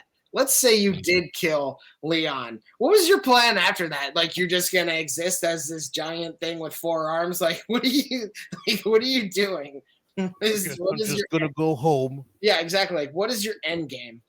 Oh no, field goal. It's so funny to think about that. Like in Resident Evil 5, there's this guy who's like almost like a laughable jackass kind of character. Like feels like they modeled him after Johnny Knoxville or something from Jackass. And he injects himself with this thing, jumps off the boat, and then merges with this weird fish monster to become like an even weirder fish monster with all these tentacles and shit. Like what are you doing? Or if you watch any of the fucking animated movies, it's always some guy who injects himself to become like this crazy killing machine. You're like, you can't just go home and watch TV now though, dude. Like, what are you doing? Sure you can. I also like randomly think about like Resident Evil 2, William Birkin is stealing the virus and then he gets shot and then like gets like basically contaminated with it. And then as he morphs more into Tyrant, like he just gets more infected with other viral strains and shit like that. So like his mutation makes a little more sense naturally because like he didn't willingly do it to himself. From what I remember, I don't think they changed that at all. although he might have used it because he was dying, and I think he might have done it either to be like, yo, you fucked up, or he might have been like, well, maybe this can save me or something. I don't know exactly what the thought process there was, but then he turns to the William Birkin monster, and lost my train of thought there. I don't know. But then Mr. X is just a weird thing that's out there, and like he's just ready to go. Like he's ready to fuck. Nemesis is basically I talked about it and shat on it before, but one of the things that they actually kind of fixed and retconned in a way from Resident Evil 3 Remake is Nemesis is more closely related to Mr. X. Like he looks like some sort of version of Mr. X, because Mr. X has this thing in the top of his head that's like a chip program thing. And then Nemesis has the same kind of thing, and then other weird contraptions on him. And it looks almost like his suit is like containing his body from breaking out into some weird shit. But like, I don't know how they're going to translate that into a movie. That's what I was originally talking about. Like, how are you going to have a character and maintain suspension of belief that a character's motivation is to turn themselves into some giant fucking tentacled freak, versus like Tyrant in the original one was basically like a sterile body that was like a Mr. X prototype test tube thing that didn't have any like consciousness or sentience. It was just like this test tube baby that got real big and had knife hands. And that was created in a lab. And then it came out and he's like, yo, I hate everyone. But like, versus a character. Have you seen the world today? I believe it. Yeah, well, like, when Kevin Smith makes Elon Tusk, then we'll understand it more. If you say that to him, I guarantee he'll write a script starting tomorrow. That's how Tusk came about. It was just a podcast bit. He wrote a movie on it, which, for better or for worse, I thought it was fine. I won't. Not my type of movie. There's also a Resident Evil 0 remake in the works. Is that right? They're working on remaking the first Resident Evil with the modern gameplay mechanics, which I'm excited for. If they do it the right way, like Resident Evil 2, solid. Resident Evil 3, Resident Evil 4 remake, fucking great. If they remake it in the style that they did with 4 and they make it modern and not just like a breeze through campaign where it like 5 hours is like, if 5 hours is a speed run, I'm more okay with that. Because like, for comparison, first time I played Last of Us Part 2, it was 25 hours. There are people who do challenge speed runs on that to beat it in sub 6 hours. If Resident Evil 1, the Resident Evil 0, 1, whatever you want to call it, remake is like a speed run challenge of 5 hours, I'm kind of okay with that because it means you really have to grind to do it. I think the speed run time for Resident Evil 4 remake is 8 hours, which means that there's enough time and there's enough of a campaign there to actually keep you interested and you're not just plowing through it. Resident Evil 3, the first time I beat the game, I beat it in 8 hours. And the challenge run in that is an hour 45. Fuck you. It was a $70 game. Yeah, no, this is different. This is absolutely in development. The movie or making the first one? Game? Yeah. The game, yeah. 2026 is coming out. Oh, shit. Nice. Yeah, dude, that's same year as Onimusha. Way of the Blade? Way of the Sword? Yeah, I remember talking about that. And then I think this year, or I'm pretty sure this year is when the Max Payne remake's coming. Okay, nice. It's just kind of like a reimagining because the way they are putting it, I think the first two games, which are long in a good way, they're not super long. They're long. Yeah, enough. no, I like longevity in a game. I don't like it to feel too long. I think it's going to be one game this time. Okay. Thus negating Max Payne 3, making it a Max Payne 2. I wonder if they'll do like separate campaigns or if one's going to bleed right into the second. Yeah, I don't know how it would be. They would have to rewrite a couple things to bridge the two, unless they do the easy way, like he got back up the next morning and this happened, I never played them, but they could just do like a 3 years later or whatever. Yeah. Listen, the nitpick. These. So there's the Resident Evil remake I might play because I've only played the original one. Okay. I really. It sounds like I should get into the other ones. Of course, 20 years from now. Resident Evil 2 remake is so good.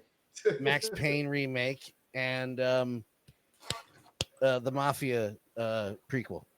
Old Country. Yeah. When I say prequel, it's not really a prequel to any of the. Well, I don't know. They're not connecting any of the characters. They might, but I am power grinding through the third one again. They're definitely gonna connect them. I mean, every one of the games thus far has a thread to the other one. Yeah, no, it's definitely gonna connect in some way. Yeah, there's no reason to go back without it. The original character dies at the end of the first one when the hit is put on him. You find out in Mafia 2 that it's Joe and Vito that carry out that hit. And of course, Vito's in 3. Yeah, I'm sure they'll figure it out. I'm looking forward to that. That's gonna be definitely a history that ties in. Yeah. So yeah, it's good stuff considering, Grand Theft Auto 6 is going to be $100. It's going to be like 2 games a year for me if you're going to price it that high. Where does that price come from? Rockstar. Fuck them. Fuck Rockstar. Rockstar. Well, the internal discussion is that Rockstar is going to release it for $100, and that of course, the hope is from all the other industry insiders that it is, because if that means if GTA 6 can be $100, then NHL 26 can be $100 because it's a premium title and it's a brand new game. Why not? I'm honestly, video games are really getting fucking terrible. I mean, as much as I love Suicide Squad, if you threw that at me for $100, I'd be hunting you down. The state of video gaming industry is getting really fucked. Everything. Microsoft releasing exclusives over to PlayStation does good things for consumers, but it also hurts Microsoft's future. Yeah, that was brought up as well. And it's the same guys that used to be part. It's Bruce and Lawrence who used to be part of Funhouse, but they're not Funhouse type videos. They do news reports, and they're actually, Bruce was part of G4 when it first launched, so he's been in the business all his life. Yeah. So it's a very well-informed video of them telling you what the fuck is going on, and they're of the same thing. Like, this is nuts. It's bad. I mean, it's also, I question the fucking motivation behind it, because Xbox's online is pretty typically recognized as superior to PlayStation's. Sure. Well, yeah, but now, sorry. Well, they're also pushing the digital consoles. Like, digital is becoming more and more likely to be the future of consoles, and I just want to rip off faces and shit on their skulls, because fuck digital only. Yes. Sony, I agree with you. Sony is starting to put. Ooh, look. Oh, by the way, if I cheat, can you see the game if I do that? There you go. There you go. Does that count? Oh, Chiefs have the ball again. Damn it. Yeah, it's not good. There's a minute 50, and yeah, but I just read an article, and I read a couple articles to back it up, that the word is that Sony is building up that online to match Game Pass because of this. Because the PlayStation Portal, there's 2 options when you turn it on. You can connect to your PS5, or you can play from the cloud. And they're gonna, because this is selling better than expected, but they want to sell more, and they want that to compete with Microsoft, they're starting to beef up their cloud stuff. They're also working on a new handheld, like they always are, but they're working on an even newer handheld. And honestly, you can kind of blame Nintendo for getting a lot right with the Switch. Like, that Switch, go ahead. I'm sorry. There's like a console a lot of people buy and then never fucking touch, but like, there's an appeal to having that mobility. And I mean, Nintendo. Another video I saw talked about Nintendo probably turning into a merchandise and nostalgia company, and it's kind of funny to think about, but there's some truth in that too. I just don't like the idea of not having competition for game sales. If it's one place, it's gonna fucking drive me insane, and I'm already getting on edge in the world. Well, I can't imagine why. As a video game fan and as a nostalgia guy as well, we still have the original Switch. Yeah, I don't play it as much. I haven't touched it in a while. I don't play it as much. But Kelly buys all of these RPG anthology series that they keep coming out because they sell. And I think she just got the Nintendo port of the Castlevania series, which has like fucking 10 games on it. Nintendo has done really good for themselves in branching out, because they always used to be like specifically Nintendo only. The Switch came out and they were like, you know, we're going to let other creators, other companies come in, and that, like, yeah, it's really a, what the hell were you thinking? Why didn't you do this? But like the fact that they didn't do it until the Switch really made it explode. And then the Switch was actually available to buy. So the changes Nintendo made when the Switch came out by introducing more third-party games and then being able to find their consoles really helped them in the long run. I think that Nintendo Switch is Nintendo's gonna continue to suffer because they don't keep up with PlayStation or Xbox. But if they can continue to find that niche spot of nostalgia and then just riding coattails of their proprietary products like Zelda, Mario, I think that'll help keep them alive for a little while at least. I forgot to tack this on at the end of it, though I don't play it, but it's still like, this is one of the best things I've seen put out ever. This Switch thing. I hated this video. I know, I'm just showing it for filler when we're talking about it. Like they almost effed it up with the Wii U, and then this came out and was like, no, we're cool. And I would never, just to build on what you were saying, I would never play a AAA title, a modern AAA title on the Switch. It just can't be done. Yeah, like I bought for it. It doesn't play very well. But that's I would absolutely play a Mario Kart or other ports for it. Well, the other part of the problem is that the Joy-Cons are not great. If you buy the separate controller, it's probably a lot better. Yeah, we have two of those. Yeah, I even bought Skyrim for the Switch because, as another video I watched said, the Switch is it's fun because it's that console you bring with you if you're on travel and you still don't touch. like I'm going on travel for a week. I'm going to bring the Switch. I'm not touching. Yeah, no, I love the Switch, and 40 years down the line we'll pick up a Switch too. But right now the Switch is still getting a lot of. I mean, I'm especially looking forward. If that's a preview of Mario Kart 9, I'm down. I don't even have Mario Kart. Huh? I don't even have Mario Kart. Oh yeah, I still play people from my old workplace. Look at him working. I was like, hey, by the way, Pete's still here, everyone. I have Mario Kart 8. I play the Switch. Legend of Zelda.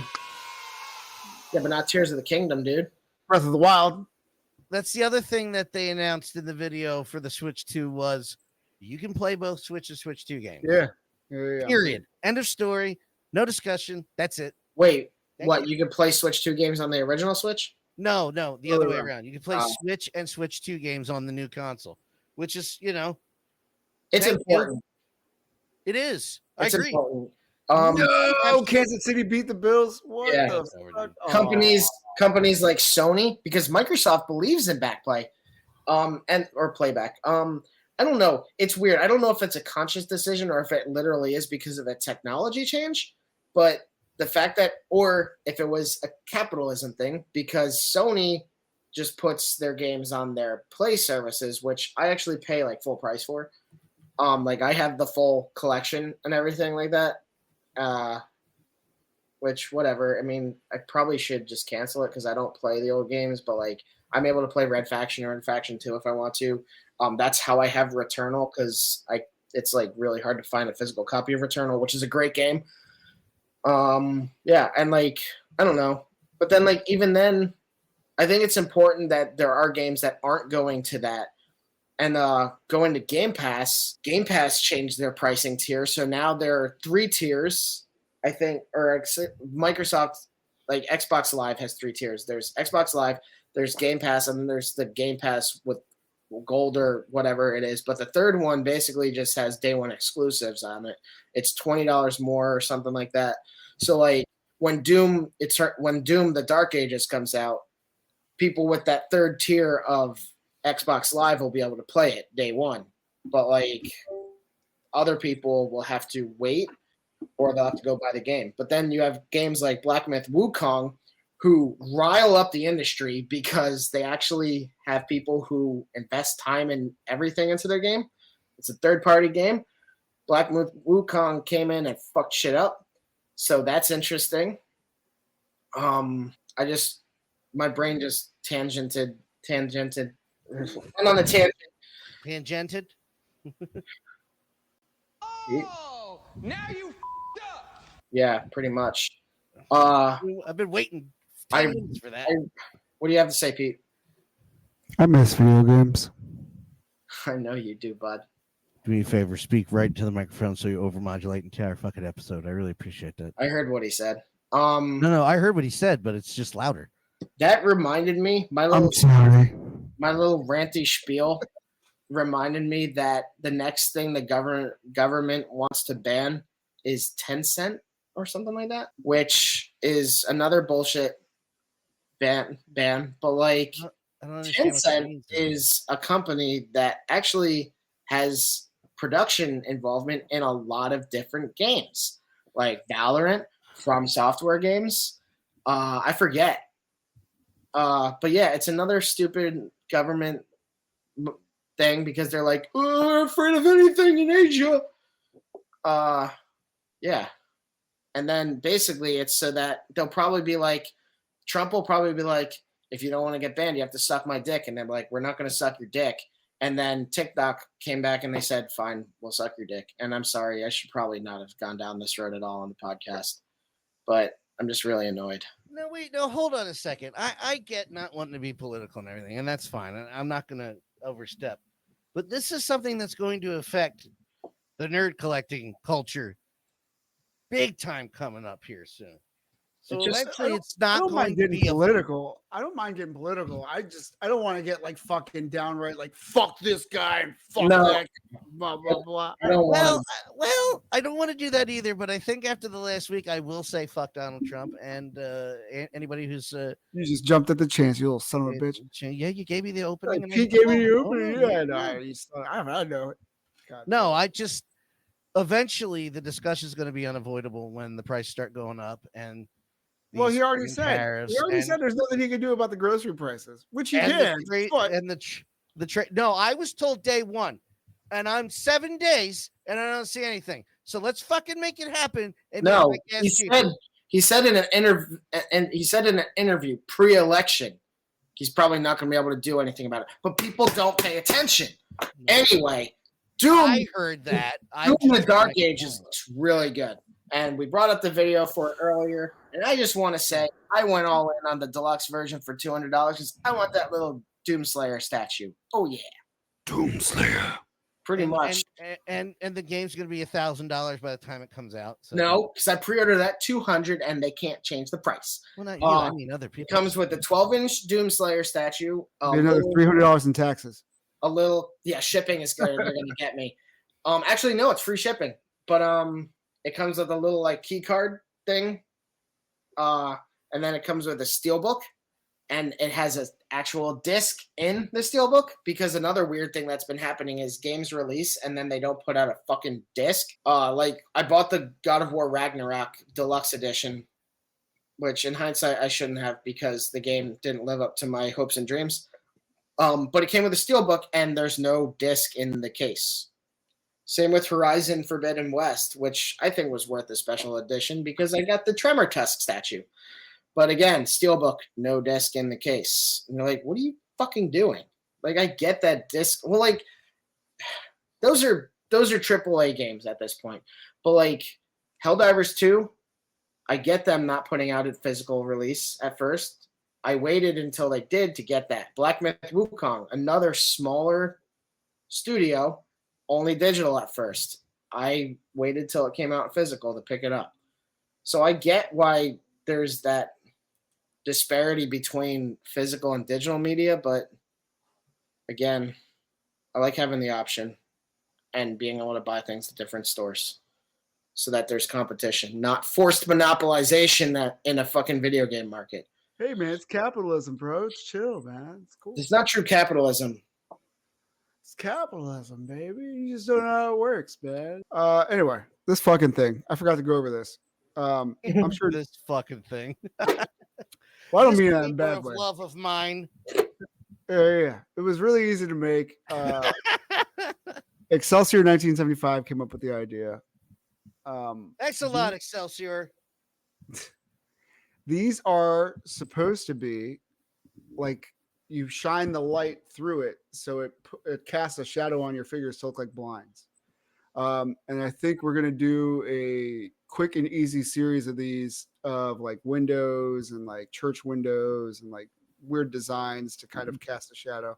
It'll be like a nice, affordable way, a quick, easy way for you to get a little bit of extra onto your photo. So you cast a shadow on the shadow cast? Exactly. Casting shadows on Shadowcast. Yeah. But yeah, no, I thought this was a cool idea. It was completely Chad's idea. Just want to give him a shout out for that. Thanks, Chad. We appreciate it. So the little thing on the side is basically stands that'll just click into to make it stand up. But other than that, it'll just be a flat sheet of paper. No, it's got to be the da-da-da-da. I was a little late on that. Yeah. Speaking of Chad, follow him at Instagram at Excelsior1975. Not too long ago, we had Jerry, the franchise, on the show.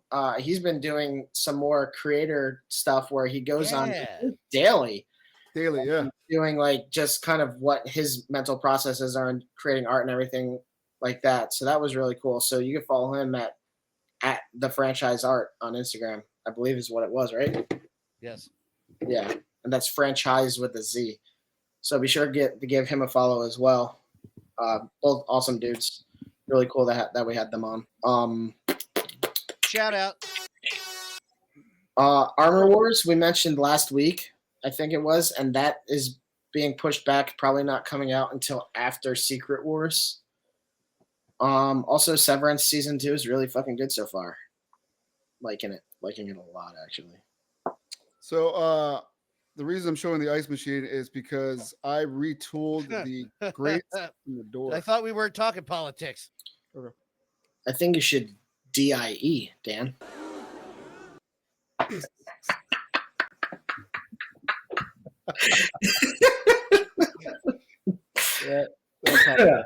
how I like that. But yeah, this ice machine is going to be part of a bundle moving forward. We're going to do some packs to make it easier for you to add stuff to the collection. But I'm not dropping the bundles to the con because I'm worried that you need everything you could get. Exactly. I'm worried that I'm going to make all this stuff and then I'm going to announce bundles and the bundles might do well. And then the stuff starts going and I have to Yeah. By the time you get to the con, you're like, I got nothing. I got nothing, man. I'm sorry. Yeah, man, I remember helping you. What was that, 2 years ago? Yeah. I remember we watched the Avatar show in one night, and then we watched something else. Well, it's just like on in the background as we're just Korra. No, the Airbender, the live action Airbender show on Netflix. We watched it was on all 8 episodes. We're on, and then we put on something else afterwards because it's just background noises. We're just cutting and pasting and assembling and all this shit. Yeah. Yeah. A lot of that we don't have to worry about this year. We still have a lot to cut by hand. Just FYI, just because I got a printer doesn't mean like I'm out of the woods, you know? Right. But because we still have paper products to cut. So the comics, which I did post a video, we did the comics on for the accordion style comics. We did the newspapers. Every arcade still has paper on the screens and then the marquee. The vinyl is just for the sides and then the control panel. So still quite a bit of handwork. I'm looking into seeing if the printer here does poster. I think it does, but I can't see it doing like contour cuts. I can see it doing perforated cuts, which still might be helpful, but there might be that little tab that might throw it off. So we'll see. We'll see. Yeah. Otherwise, I don't know how movie places do it, like, because I know they use a certain type of poster paper in some instances. Most of the time they use vinyl, right? But how do we do the posters, right? That's made on a huge printer. Also, I'm thinking about, and I think I talked to you guys privately about it, but I'm also going to do my own stickers this year. Yeah, I remember you mentioned that because you said the cost was insane. Yeah, it went up. It was $300 last year for roughly 500 stickers for the con. I think we still ran out, if I remember right. I'm going to try to get 1,000 stickers for the con, and well, just pricing 500 out this year, it went up $100. So yeah. Luckily, I have this printer. Luckily, I'm going to try to figure it out. I already have the templates and stuff. I have the holographic paper. I just need to learn how to calibrate that specific paper, and then we're off to the races. I'm also working on, and if anybody's watching or is not part of the replay crew, please leave a comment below. I am working on a Maximum Carnage holographic cabinet, and I'm thinking about doing the marquee, not the marquee. Well, it has to be the marquee, the sides, and then the control panel all in holograph, but the gameplay in paper. So that way you can still see what game it is. I don't know if that'll look cool or not. We'll see. But I'm planning on doing a one-off of that. It'll be available at the con. If I can get to it. I'm not promising that because I don't know how the material is going to stick to the plastic yet. I did buy a special spray adhesive to help, just in case, that bonds to vinyl and plastic. So that it might be an option, might not be an option. We'll see. But I think it would be a very cool collector's item to have Spider-Man fighting Venom and Carnage on the side of an arcade in a holographic, like, card looking thing. I think that'd be really cool. The other thing is, like, I'm not used to vinyl, so I'm the holograph yet. So I don't know, should I remove the color from it? Should I desaturate the color but keep the outlines? Like, I still got so much tooling left. I could do full color on the hologram too, but I don't think that'll be as cool as just leaving the outline and maybe like a faint bit of color on there and letting the hologram really shine. Almost like a screen printing type thing. Like the old school trading cards, man. That's what I'm thinking of. I'm trying to think of that. Dan's busting out his pack right now. No, he's not. He's getting a foot massage. I don't know. No, I was putting the footrest back underneath my desk. Sucks being short. Can't fit under any desk. What else did we read? Yeah, let me talk. I mean, honestly, Volkswagen can breathe easily because now they're not known as the Nazi car. Yeah, now it's the Cybertruck swastika. I'm sorry, that was funny to me. I can't drive. In scientific news, I read somewhere that scientists have discovered by combining squid bones with sponges helps remove 99.9% of microplastics in water. Combining what with what? Sponge and squid bones. Squids don't have bones. I might be misquoting that then. You're absolutely right. Now that I said that out loud. There's actually I follow this account on Instagram, the Fairly Lame Instagram or something like that. It says squid bone. It might be Fairly Lame podcast or whatever, but they always like talk about this, about like good stuff that's going on in the world, and it's really cool because some of the stuff he talks about is crazy. But essentially, what I'm getting at is that they found like a kind of shrimp or like some kind of microscopic organism that actually can eat microplastics. So squids do not have a backbone, but they do have a small internal skeleton called a gladius or a pen. Okay. I did not know that. Know that. Right, you're fired. Oh, well, we're going to have to take this one down and re-edit. Shame. That's all right. We'll just do the outro now. We're done. Hey, did you know Paul Rubens came out? You know he died? Yeah, it was a documentary. It was made before he died, and it was just released. Just thought that was interesting. It's like, wow, didn't had to go his whole life in a closet. Isn't that cool? Isn't that great? Did he have to? I kind of felt like we already knew. Well, that. I mean, after the masturbating in an adult theater, which apparently you can't do, I thought that's what you would go to an adult theater for. I guess coming out as gay would have been. It's actually kind of weird that you're not. That it's not allowed to. Yeah, right. Okay. I get it. It's in a public, but I'm like, why are you going to the theater in the side of a booth? And then I thought that, okay.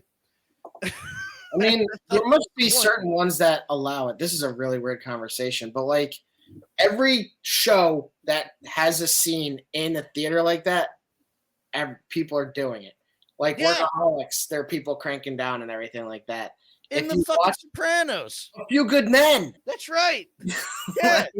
Like, I remember when that news came out, and as young as I was like, yeah, that's what you, yeah. I don't know. That's even weirder. Why is that a like, big deal? You just build up an hour and a half of spank bank material? Like, yeah, what do you go home and try to? We should do the outro. We should really just end this now. Yeah, let's, anyway. If you don't want to hear more of our thoughts, don't come back ever again. But if you want to hear more of what we're doing right now, tune in Sundays at 8 p.m. live on YouTube. Head to shadowmoses112.com to add our accessories to your collection, or slide into our Instagram to see what the current projects we're working on. We're going to stop while we're ahead, so have a good night. Goodbye. See you next Sunday. Bye. Bye. Don't leave right away. I'm leaving right now. No.